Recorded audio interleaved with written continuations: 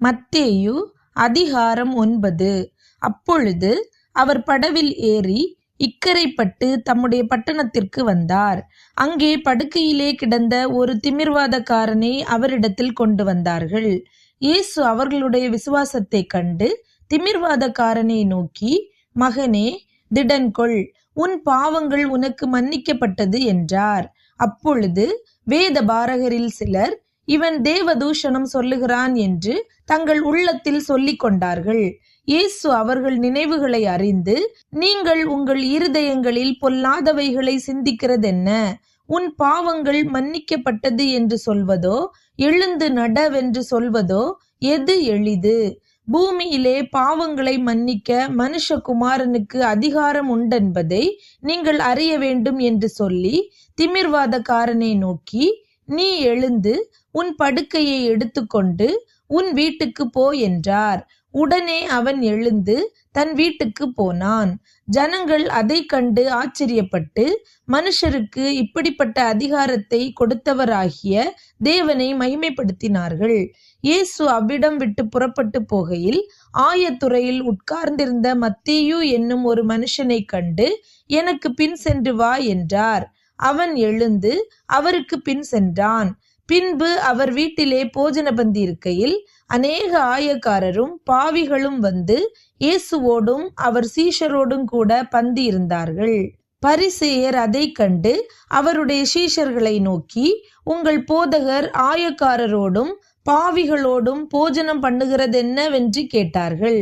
இயேசு அதை கேட்டு, பிணியாளிகளுக்கு வைத்தியன் வேண்டியதே அல்லாமல் சுகமுள்ளவர்களுக்கு வேண்டியதில்லை, பலியை அல்ல, இரக்கத்தையே விரும்புகிறேன் என்பதின் கருத்து இன்னதென்று போய் கற்றுக்கொள்ளுங்கள். நீதிமான்களை அல்ல, பாவிகளையே மனந்திரும்புகிறதற்கு அழைக்க வந்தேன் என்றார். அப்பொழுது யோவானுடைய சீஷர் அவரிடத்தில் வந்து, நாங்களும் பரிசேயரும் அநேகந்தரம் உபவாசிக்கிறோமே, உம்முடைய சீஷர் உபவாசியாமல் இருக்கிறதென்னவென்று கேட்டார்கள். அதற்கு இயேசு, மணவாளன் தங்களோடு இருக்கையில் மணவாளனுடைய தோழர் துயரப்படுவார்களா? மணவாளன் அவர்களை விட்டு எடுபடும் நாட்கள் வரும், அப்பொழுது உபவாசிப்பார்கள். ஒருவனும் கோடி துண்டை பழைய வஸ்திரத்தோடே இணைக்க மாட்டான். இணைத்தால் அதனோடே இணைத்த துண்டு வஸ்திரத்தை அதிகமாய் கிழிக்கும், பீறலும் அதிகமாகும். புது திராட்சரசத்தை பழந்துருத்திகளில் வார்த்து வைக்கிறதும் இல்லை. வார்த்து வைத்தால் துருத்திகள் கிழிந்து போம், ரசமும் சிந்திப்போம், துருத்திகளும் கெட்டுப்போம். புது ரசத்தை புது துருத்திகளில் வார்த்து வைப்பார்கள், அப்பொழுது இரண்டும் பத்திரப்பட்டிருக்கும் என்றார். அவர் இவைகளை அவர்களுக்கு சொல்லிக் கொண்டிருக்கையில் தலைவன் ஒருவன் வந்து அவரை பணிந்து, என் மகள் இப்பொழுதுதான் மரித்து போனாள், ஆகிலும் நீர் வந்து அவள் மேல் உமது கையை வையும், அப்பொழுது பிழைப்பாள் என்றான். இயேசு எழுந்து தம்முடைய சீஷரோடு கூட அவன் பின்னே போனார். அப்பொழுது 12 வருஷமாய் பெரும்பாடுள்ள ஒரு ஸ்திரீ, நான் அவருடைய வஸ்திரத்தை ஆகிலும் தொட்டால் சொஸ்தமாவேன் என்று தன் உள்ளத்தில் எண்ணிக்கொண்டு அவர் பின்னாலே வந்து அவருடைய வஸ்திரத்தின் ஓரத்தை தொட்டாள். இயேசு திரும்பி அவளை பார்த்து, மகளே, திடன்கொள், உன் விசுவாசம் உன்னை இரட்சித்தது என்றார். அந்நேரம் முதல் அந்த ஸ்திரீ சொஸ்தமானாள். இயேசுவானவர் தலைவனுடைய வீட்டிலே வந்து தாரை ஊதுகிறவர்களையும் இறைகிற ஜனங்களையும் கண்டு, விலகுங்கள், இந்த சிறு பெண் மரிக்கவில்லை, நித்திரையாயிருக்கிறாள் என்றார். அதற்காக அவரை பார்த்து நகைத்தார்கள்.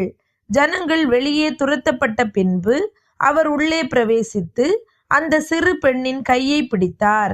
உடனே அவள் எழுந்திருந்தாள். இந்த சங்கதி அத்தேசமெங்கும் பிரசித்தமாயிற்று.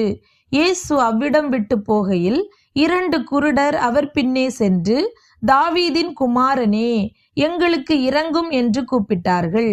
அவர் வீட்டிற்கு வந்த பின்பு அந்த குருடர் அவரிடத்தில் வந்தார்கள்.